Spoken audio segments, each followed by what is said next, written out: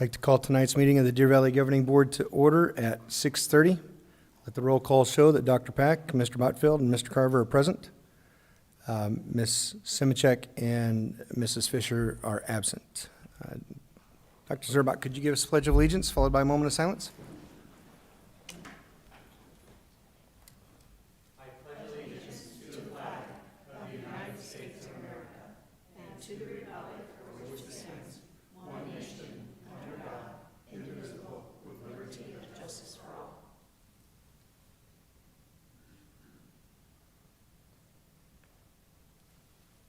Thank you. Do I have a motion to adopt tonight's agenda? So moved. And a second? Second. All those in favor? Aye. Aye. I think that's unanimous. Okay. Before we get started tonight, I just want to remind the board members and the community that, Mrs. Taylor, can you update the attendance? Mrs. Fisher's in the room. We're going to discuss organizational leadership, since that will be the topic of discussion at the next board meeting. And in so doing, I need for the board members to understand that we cannot communicate how we would vote for another person. That would be a violation of open meeting law. Even though this meeting is noticed, you can't tell people how you're going to vote, because we don't take votes in study session or work session. So as we have these conversations on pros and cons of different things that we may or may not want to do when it comes to our leadership, let's just keep that in mind. Also, proper decorum is always on hand, so let's make sure that we're being professional in the things that we want to discuss. To recap tonight's organizational leadership discussion, just from the agenda, for those of you that might have read it, it just says the governing board will discuss the upcoming board organizational meeting scheduled for January 13th. Discussion will focus on meeting protocols, board officer positions, and will include time for board member questions and stakeholder input. To remain in compliance with open meeting law, board members may not indicate their preferences regarding any actions that may be considered at the January 13th, 2026 meeting. No action will be taken during this discussion item. So the board last year brought a change to a policy that allowed us to, most districts at their first meeting of January will elect new leadership. It's not in our policy to do that every calendar year, but it's a standard that's been set, so that's what we do.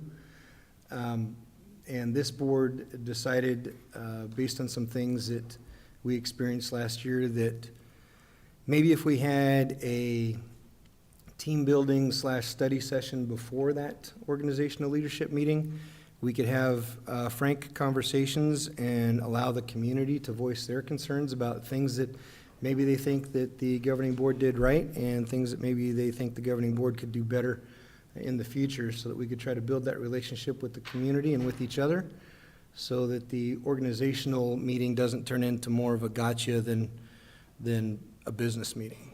So that's what we're doing tonight. I wanted to start tonight just with reading some of the policies that we would discuss, and I've had a few people say, well, how long is tonight going to last? Really, it's just up to whether or not we have community comment and how long the board would like to discuss the different policies and the things that surround them. So each one of the board members should have a copy of, it looks like, 5 different policies in front of you. Since we're talking about the organizational meeting, I'll start with BDA. For those of you that are at home or in the audience, our policies are readily available on the DVUSD website, so feel free to make notes and look these up later if you'd like.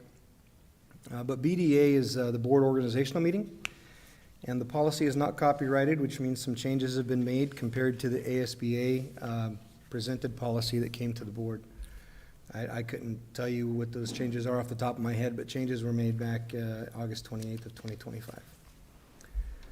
So this policy reads, for the purpose of organizing the governing board, the board must meet in January following the election at the most convenient public facility in the district. If a public facility is not available within the district, the board may meet at any available public facility convenient to all board members, regardless of the county or school district in which the facility is located. The meeting must be called to order by the president of the board from the prior year. If that person is no longer a member of the board, the superintendent will call the meeting to order and preside until a successor is chosen. let me take a pause there. I remember what the change is now. There was a lot of confusion over the last couple of years anyway that I've been here, that when the president is no longer on the board because they didn't run for reelection or get reelected, there seemed to always be some friction as to how the meeting should continue, even if the vice president still existed from the previous term. So some language was massaged to make sure, and it was presented to the board, and they passed it, that moving forward, starting with that second paragraph, that's how the meetings would be conducted if the president was no longer on the board. So the next paragraph is, the new president of the board shall take office upon election. If there is a vacancy in the office of president, the board shall elect a new officer to fill the vacancy. However, the board may elect a board president at any time for any reason, providing that the matter is handled in a way that is consistent with open meeting law and adopted by the board. If a vacancy occurs, board leadership may choose to hold a special meeting work session before electing new officers to discuss relevant leadership interests and to promote team building prior to the scheduled organizational meeting. And that's the other change that was introduced to this policy, was that last paragraph, to facilitate this meeting and try to clear that up, because there was some concern as to whether or not the meeting that we held last year to discuss open meeting laws for the new incoming members of our board actually violated any rules. It did not, but we wanted to make sure that it was firmed up in policy. So if at any time any board members have any questions, let me know, but I was going to drain these policies and then we could talk about stuff. Yes, Dr. Pack. I have a question before you go on Yes. this policy BDA. Yes. The first paragraph, for the purpose of organizing the governing board, the board must meet in January following the election, et cetera. We didn't have an election, so Correct. So according to policy, we're not required to hold an election this year because there was not any election of any new board members last November. It's been a well-established process in DVUSD that they just do it. Every district does it a little bit different. Some districts rotate leadership, some districts never change leadership, and that's just something that DVUSD has done.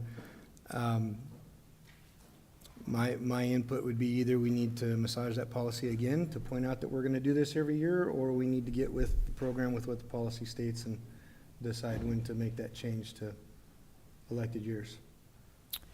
Ms. Fisher, you have such great historical knowledge. Has it always been in the Deer Valley District? Not that I trust what you say, but I like to get everybody's input. Has it been new officers every calendar year? It's done every year in every district across the entire state. So we could amend our policy to make it. I'm checking right now, but I actually think it's written in statute. Okay, Thank you, Mrs. Fisher. thank you. Is that it? For now, yes. Okay. Yeah, if it's in statute, we definitely need to update the policy to reflect that accordingly. So BBAA, Board Member Authority and Responsibilities. Yes, you betcha. The last paragraph, if a vacancy occurs, the board leadership may choose to hold a special meeting, work session. I was under the impression when I went through training with Maricopa County that if one of the officers leaves or is removed for not attending or whatever, that the Maricopa County superintendent appoints an Right, but officer. not necessarily to a leadership position, right? They just appoint the new board member. Oh, I see. Okay, leadership is, This is got just for it. the leadership Thank you. positions. Okay. Okay, so board member authority and responsibilities, just to clear up some stuff. You know, when you're a board member, you're just one person, you're 1 out of 5 votes, you're 20% of the voting body. So I thought it important for us just to cover this real quick. All powers of the board lie in its action as a public body. A meeting is defined as the gathering in person or through technological devices of a quorum of members of the public body to discuss purpose or to propose or take legal action, including any deliberations with respect to such action that has been properly noticed pursuant to Arizona Revised Statutes. Individual board members exercise authority over district affairs only by way of votes taken at a legal meeting of the board. An individual board member has authority only when and to the extent that the board by vote has so delegated such authority. Pretty clear? Any questions, comments, concerns? Okay. So you can run around and tell everybody that you're a member of the Deer Valley Unified Governing Board, but you can't make any decisions as that individual unless the board has given you that express. I think the biggest problem with that one is it's not being followed. Okay.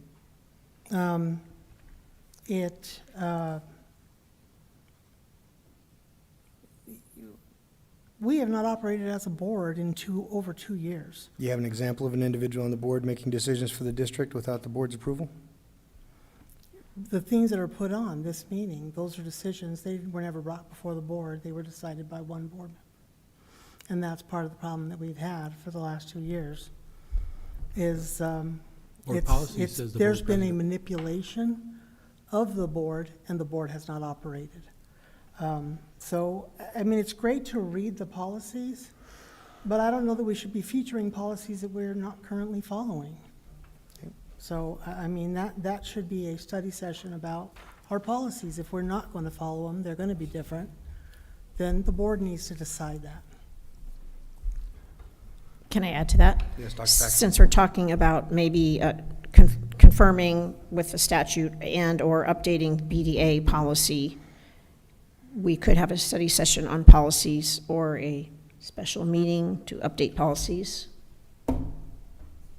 since we have to do that for this anyway, if she's asking about reviewing policies or massaging policies. Yeah, so the process has always been, if more than one board member asks for consideration for that, and we can't address the issues without having a study session or work session, we've done that. So far this last year, when issues or questions have come up, people have been able to get the resolutions that they're looking for without us having to call a special session and sit in the room for 2 hours to add a period or a comma in some cases. But yeah, if the board ever wants to get together and rehash specific policies and have specific ideas, then that's entirely their opportunity, and they're allowed to do that. Just a point of clarification, can I ask for a study session during a study session? Yes? If you want us to consider a study session. Just because we have one that we have to update, I'd like to request a study session to review and update policies that need to be. And I will second that. If you could get a list of the ones so that we know exactly what it is that, I got one. make a note and get that information back to myself and or Dr. Finch, and we'll put something together. Okay, thank you. Okay, thank you. So here's a policy. To Mrs. Fisher's point, is what purpose does a policy serve when some people don't follow them? As I've sat on the dais for the last 3 years and heard certain board members say, don't really care what things say, I'm going to do what I want to do. So in honor of those people, I'll go ahead and read this one. BCA. Board members will strive to improve public education, and to that end will prioritize policies and decisions that support successful student outcomes. Act honestly, ethically, and in the best interest of students, staff, and the community. Take responsibility for board decisions and actions, ensuring transparency and adherence to policies. Treat fellow board members, students, staff, parents, and community members with the respect and professionalism. Listen to all with an open mind and ensure differences of opinion are honored. Protect sensitive student and personnel information and comply with privacy laws. Avoid and disclose any legal, personal, or financial conflicts of interest that may impact decision-making. Ensure responsible, transparent, and efficient use of public funds, facilities, and resources. Uphold federal and state laws and follow board policies and procedures. Maintain high standards of behavior and professionalism. Work cooperatively with other board members, district leaders, and the community to advance the district's mission. Stay informed about educational issues, governance best practices, and ongoing professional development opportunities. Any questions or concerns about BCA and the board member ethics, or any desire to revisit that to massage it for changes? Dr. Pack? No question. I just would like to emphasize to any of the public listening, K, letter K, stay informed about educational issues, governance best practices, and professional development opportunities.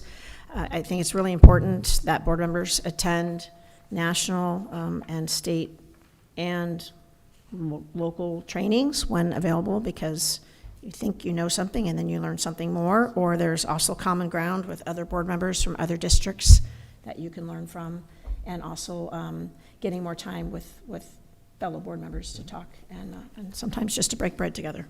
That's a good point. And just on that note, for the community that may not be aware, I think this will be brought up at the next meeting, but DVUSD Governing Board received the Boardsmanship Award again this year from ASBA for the greater percentage of the board attending the required number of professional development hours. So I congratulate the Governing Board on keeping up with the opportunity to learn and to grow.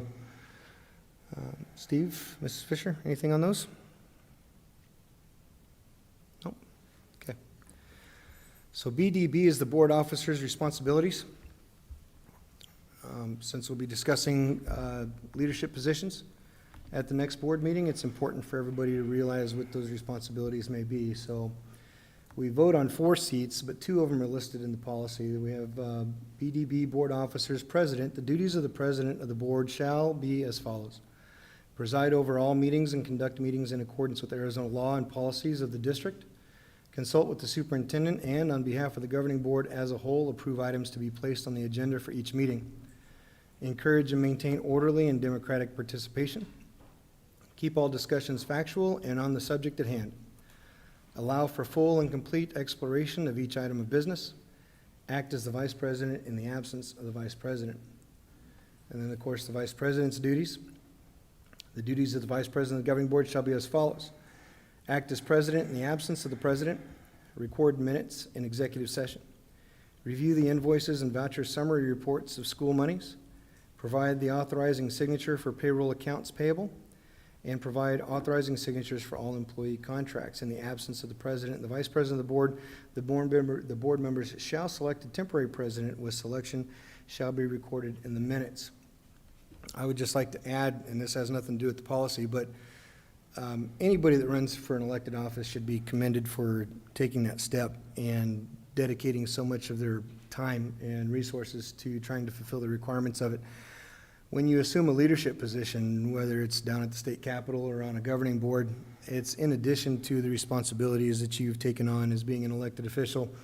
And I would just like to encourage the board members as we go forward in next week that are looking at the different positions that they think they might be interested in is, are you currently meeting the expectation of showing up to the meetings as you should? Are you active in the community? Are you active on the campuses? Or are you just able to meet the bare minimum and show up every other Tuesday and cast your vote? I mean, there's nothing wrong with that, but if you're going to step up to a leadership position, I, as a member of the community, would hope that you would be able to do just a little bit better. I know that things come up in people's lives, and that happens, so that's cool. We all have things. But I would just encourage you to make sure that you can give that extra bit of time and energy. Dr. Pack, you look like you have something. I do. Okay. I have no poker face. Just a couple questions. It has the copyright at the top, but then has adopted 2015. And usually when it's a copyright one, it says date of manual adoption, and when it's, or at least it was in the past. So I'm confused. Is this a boilerplate policy, or is it one that this district has? If it has the copyright, it is ASBA's language. I'm sorry, what? If it has the copyright, it is unaltered ASBA's language. Okay. And probably hasn't significantly changed since 2015. Okay, and then another question, more of a clarification, because I had asked it earlier, or I thought about asking it earlier. The vice president, E, provides authorizing signature for all employee contracts. While I was a little dismayed that policies, procedures had changed as far as meeting an executive session for different situations, I do now understand that my auto signature is added to all employee contracts, even though I'm not hearing about positions.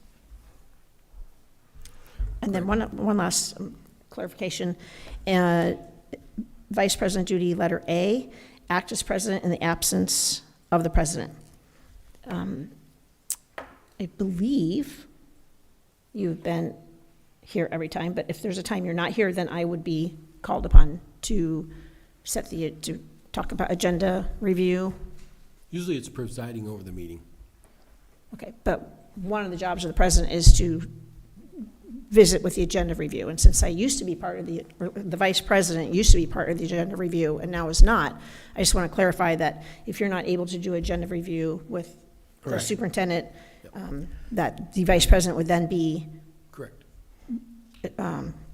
Reached out to do agenda review. Yes. Yeah, the prior policy that was, what was removed, the language, not only removing the vice president, it also removed the alternative, where if the vice president would attend, if they couldn't attend, then they would have a different board member attend. So the process, and the reason we did that is we had a governing board president who, much like the last few years, refused to collaborate with the board as a whole. It was done their way, only their way. Board members had no voice. Many times requests were made and they just never happened, kind of like what's occurred over the last several years.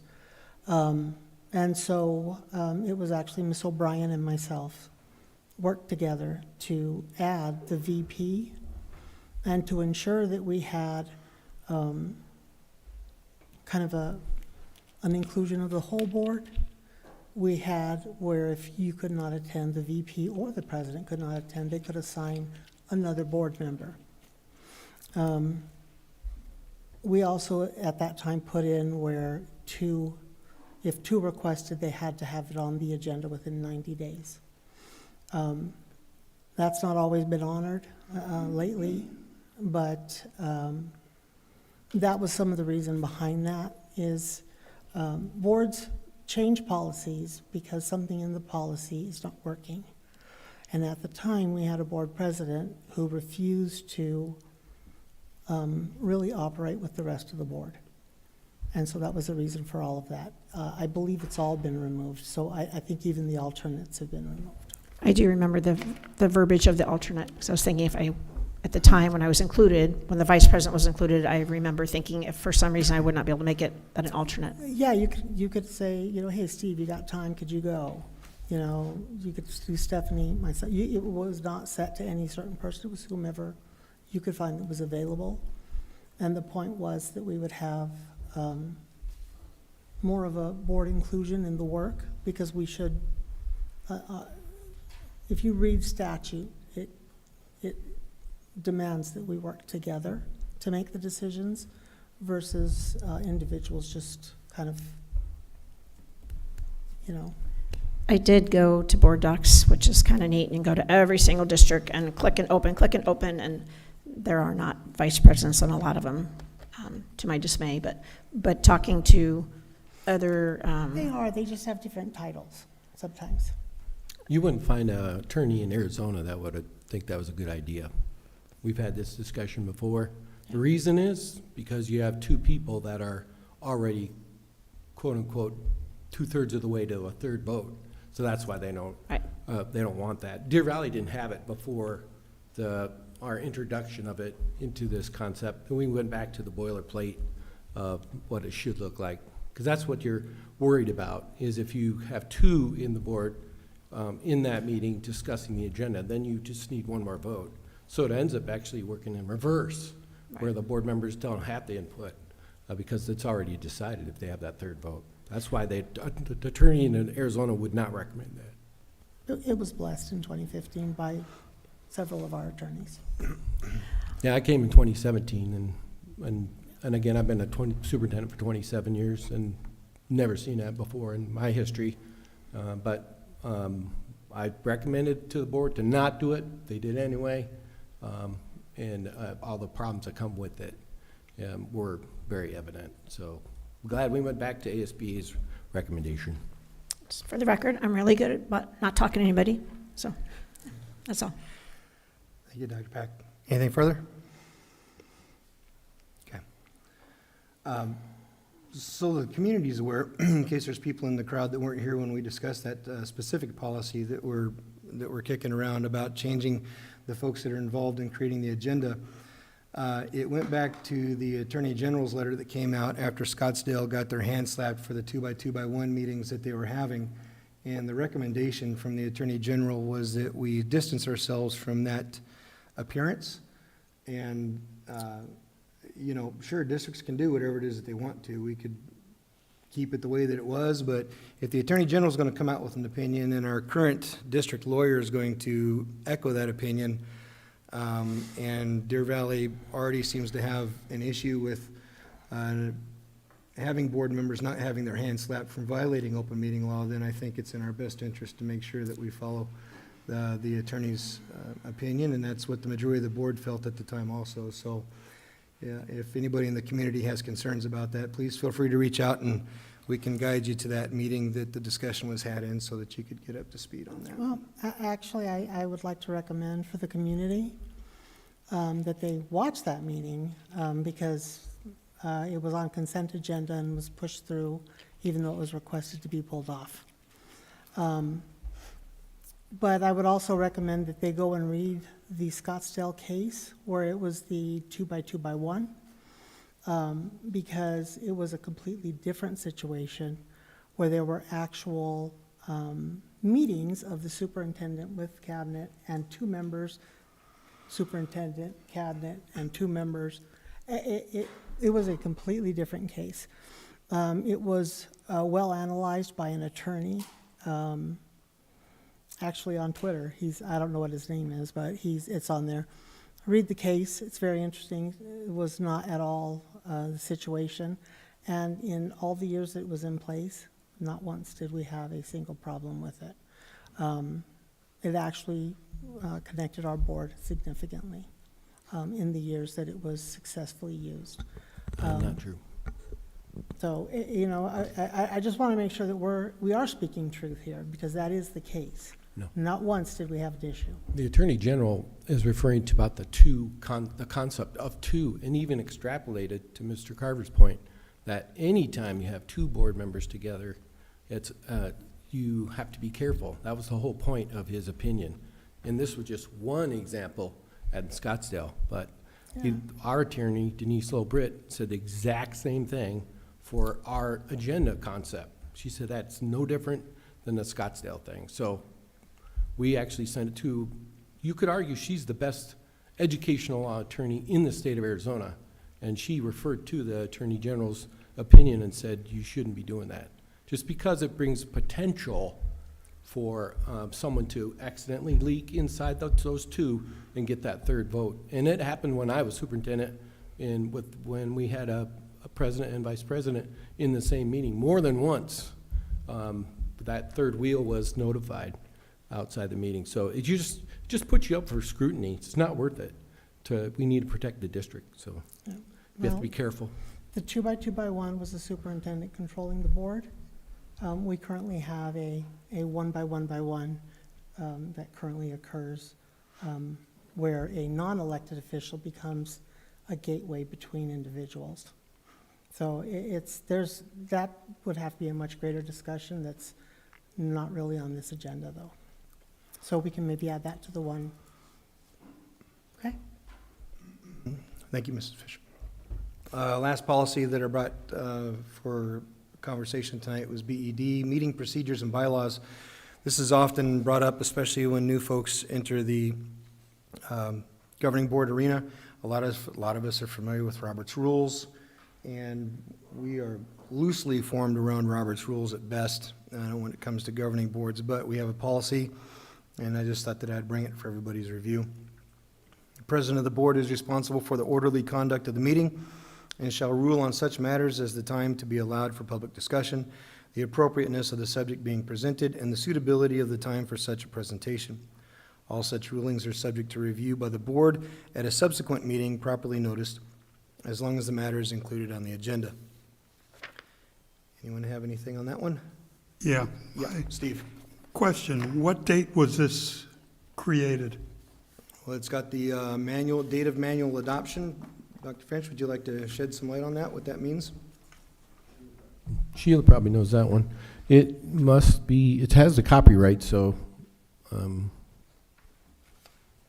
says 1/6. That would be 2010. The last policy was adopted, manual was adopted by VA. 2010? They 2010. don't always upload them. ASB doesn't always upload the date. They should. We can add it manually too, if they don't have it on there. Good question. Thank you. Looks like Anything further 2010. on BED? Very good. Did we have any public comment tonight? No? Relatively short meeting if nobody wants to say anything. It is a study session, just so you know, you don't have to have filled out a paper ahead of time. like normal, it's different. We need the document for minutes to have their name, though, on the Right, but form. you can fill one out, but you don't have to fill one out in a study session. Any other takers? Yep. No? Okay. On the topic that's before us tonight, does anybody up here on the board have anything that they would like to add or discuss, or comments that they would like to make on the way that we did business this last year? I've seen a few emails come across tonight. Sounds like the community's been fairly pleased with the way that we've conducted our business meetings. Does anybody have anything to add or detract from that? Well, I will say, talking it over, the way things have operated with other boards, ASBA, various attorneys, when you ask questions at ASBA, they've indicated a lot of what we're doing is inappropriate. I will tell you, when my governing board operates, it is a board of 5. Each individual, 5. 5 individuals sign my voucher. If they have a question, they will ask me in a board meeting on the vouchers. They are highly involved and highly concerned. Same thing, I see that often with Peoria. The concerns, I think one of the biggest concerns, and this board needs to decide, is what our purpose is. Are we representing the community in the district, as statute says we should, or are we representing the district in the community? And that is a big difference. Leadership roles can go either direction. But the difference is, are you, I guess the best way to say it, I'll just say it the way Dr. Weitenheimer said it to me. When we were sitting in his office and he said, I need you to listen every once in a while on certain topics before you talk, because you are a leader, and people need a leader that's going to listen to them as well as talk. And I said, Dr. Weitenheimer, I am not a leader. I'm a mom. I simply wanted to support our district. I've raised all my kids here. Special education has some significant issues. And he says, no, you're a leader, not because of your title, not because of your job, and not because you were elected. You are a leader because you're followed. So I think one of the biggest thoughts that we need to have is whomever we're going to put in whatever position, and honestly, we're still in a lopsided board for a year at least, minimum. I don't expect that my vote will really have any value in it. So whatever, but I want you guys to consider, do you want a leader who leads because they put it in policy and you have no say, you're strapped down? Or do you want someone who is going to make sure you have a voice? Everybody here knows I am a very, very, very conservative Republican. That I will stand, oh, I know, right? That I will stand for my values, I will stand for my beliefs, and I will fight for my kids. I was very concerned when this gentleman was elected. And you know, he has been one of the best board members that I have ever served with. Because even when I disagree with him and he disagrees with me, we both have our say and say, we don't agree. You have a great day. That's the difference. And that's a major difference. So I think this board needs to think about, number one, what our job is.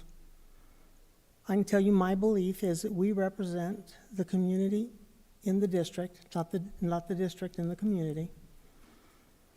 If it was the other way around, the community wouldn't vote. The district administration would vote. That's who would elect us. But our community elected us. So that's number one. Number two, whoever you guys decide to vote in to the leadership positions, think about, is it going to be somebody who is going to give everyone a vote, give everyone a voice, listen to our community, listen to our employees? How many emails have we seen from community members, from employees, from just issues, whatever, that have gone unaddressed, unacknowledged? Are we doing our job if that's what we're doing? So whoever you elect, I want you guys to think about who that was going to be. If you think Steve could unite us, then elect him. If you think Karen can unite us, elect her. Look at Stephanie.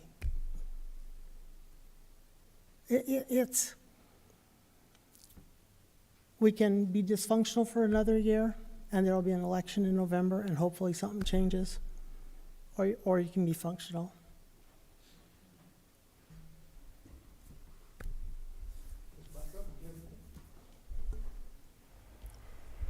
Yes. I was a little surprised at your compliment. Thank you. No, we get along just fine, except for when you call yourself whatever it is you do, and because I don't think you. I do have one comment to make. I'm done. Thank you, Ms. Rodfeld. Dr. Pack?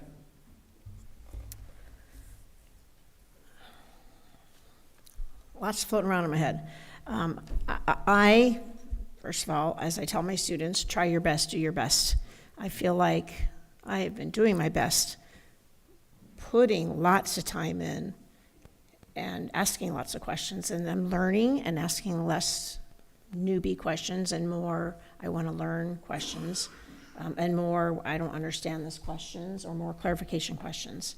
So as far as, I'm only one of a board of 5, but I don't feel dysfunctional. I feel like I'm really putting in a lot of work, and I do agree with Ms. Fisher that Mr. Botfeld, we talk and we agree to disagree when we're having bread at a conference or in a training session and go, I don't agree with that, I agree with that.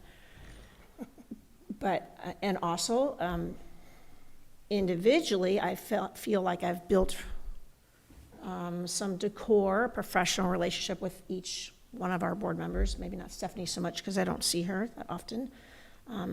But we did have one meeting where like minds came together as teachers and, had a successful vote that helped teachers, which helps students. And so I would like to continue in that vein with the positivity, and I know there's bad blood or bad water or whatever you call it in the past, but trying to massage our policies to make them the best that they can for our board moving forward, and hopefully have some kind of working relationship. And I value so much your historical knowledge, Ms. Fisher. I value, Mr. Botfeld's humor, but also his willingness to just flat out say we can agree to disagree. And so, we each have qualities that we bring, and we all have idiosyncrasies too. But I would just like to say, and then I had one other question. When I review, backing track a little bit, on the vice president's job reviewing the vouchers, am I not correct that, or can any other board member join me one day and look at vouchers since they are public record, or not? No, just me, No. just the vice president. Same problem. They can request them probably through FOIA Okay, if they want to go that route. but you can't have 2 board members look at Same reason why vouchers you can't have because, 3 in the same room talking about district business, same concept. I would say no. Again, probably it's gray, but I'd say to be safe would be no. I would rather meet individually with each board member and go through the vouchers if they wanted to go through. Well, and that's kind of why it was requested that they be put on the agenda. Like I said, at our district, they're on the agenda. All 5 board members see them, although all 5 of my board members. the big old stack that keeps there's only never like- going Well, we're away. a tiny like district. 100 kids in We the don't have that district, many. so- Because we're talking stacks. Right, Yeah. right. Because I look at every single page, they're Yeah. stacks. But they're not processed in stacks. We have They're processed- 4,000 They're processed one at a time. Employees. you would scan them up. Yeah, they would have to be a continuous process. But that's something the board would have to decide. If we wanted to put it in policy that all board members get to see them, we can decide that. It sounds like a paperwork nightmare to scan all those papers, but the reason that's why I asked, could another board member sit down one day and look at them as I'm looking at them, or if they have to be in a different room, okay, I'm done looking at here, I'll pass over and take it next door, and if another board member wanted to look at them. That's why we assign the job, the board assigns it to the vice president. So if you didn't want to do it anymore, you could. No, I'm not saying I don't want to do it, but if other people, other board members or the community for that Well, member. It's actually morphed a lot. It used to be that you would only see the cover page, you saw nothing else but the cover page, and you signed that. That means Then nothing. Yeah. Well, that's the way it used to be. I've never Then- heard of that. Then in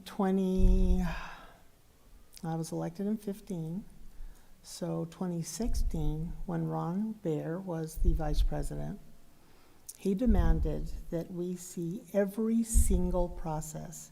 And I think actually Ms. Mock was the director of finance at that time. Okay, well, maybe it was 16. But Ron wouldn't do the vouchers, so he made me come in and do them.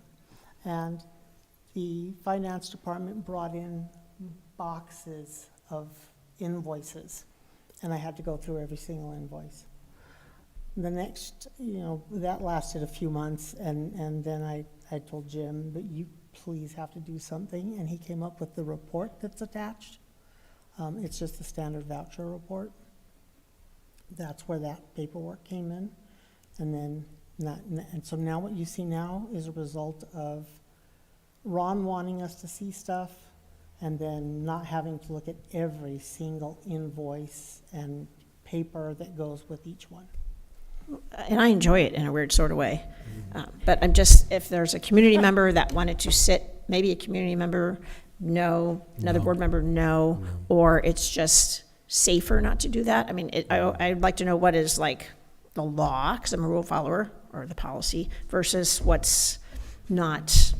I think what Dr. Finch has been trying to get at is it's not necessarily against the law for you to sit down with any other board member and look at them, but you approach the line of impropriety or appearances, right? And in this world, appearances are usually what everybody goes off of regardless of what's actually happening. So it's just meant to be a safety measure. It's not saying that you're doing anything wrong or that we think that you would do anything wrong or the person sitting next to you, but it's just the appearance of impropriety. So, I mean, if there was a special reason why something needed to happen, or like Mrs. Fisher said, if that power that's been delegated to the vice president's duties, if the board doesn't think that they want to go down that path and they want to try something different, then that's a policy that would need to be changed. But at this particular point in time, the way that it's written is that's your baby, and sorry for it. No, and I just want to assure the public that I read everything, and I ask lots of questions, and I'm sure you can vouch. And I sometimes I try to ask a follow-up question when I have a follow-up question, but sometimes I get a response that, okay, that makes sense. So, I will continue to do that because I can't sign something unless I read it, and you learn a lot by Let me see looking if, in the code book, and then you realize that code's not there, and then they fix it for you. Let me see So, if Ms. Mock has anything to add to our voucher conversation. Thank you, President Carver. I really don't have much to add. What the Vice President has is actually 2 voucher reports. One that gives a description of the items that were purchased. Both have account codes, and one has vendor information as well. So the Vice President, as the board's designee, has all of that information and signing them on behalf of the board. And each district does it different. So, I mean, that may be something that you talk to other districts. Like I said, mine is a tiny district, so all my board members see them at the meeting, they sign them. I had this discussion with individuals from other districts at ASBA, and one of them goes, "Oh yeah, not a problem, look," and he flipped up his phone, he goes, "Our vouchers are right here," and he says they're here for all of us board members to see. We see them, I sign them. Yeah. So, I mean, it becomes a matter of transparency versus not. Well, if you have a board member looking at every single one, then you're transparent. So that's why we do that. You have So, 5 board members. yeah, but if you're talking about a district with 35,000 students versus a district with 100 students, there's totally different monster. As you know, as you look at those vouchers, you're just now, what, 8 months into it, and you're just starting to learn how this thing works. And so it's super complex to sit down and try to understand Arizona school finance, Deer Valley's scale, and where codes go. I mean, I've been doing this for 40 years, and I'm still learning the codes, and I still mess them up. So that's why we have experts that are trained in this, and that's why you're a part of the look at it phase versus actually I decision think the phase. But problem is what you're not understanding. Oh, I'm And understanding. even though we have 28,000 students, almost 29,000 students. we have 32,000. Not according to the last report I saw, but it may have jumped up. Either way,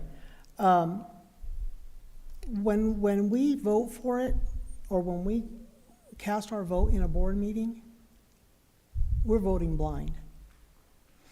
And that's part of the reason that all board members see it at other districts, so that their board members do not have to vote blind. You're assigned the task of signing them and reviewing them all, because that's just the way Deer Valley has done it historically. But each board member should be aware of what they're voting on. If you recall, when you first even decided to run, I think I sent you the chart of accounts and explained to you, it's a sentence, and how you look at it. Multiple members looking at it isn't so that they can, I will tell you, in all the time that I have reviewed the Deer Valley vouchers, I don't think I ever found a single problem. I maybe found one thing that I didn't understand. Oh, no, that's not supposed to be, something like that. And generally, they have a review process and catch it before anybody ever sees it. Because after whoever processes it, someone else signs it, and then it goes up and someone else signs it. There's multiple reviews. The point of the board members seeing it is because we are legally responsible.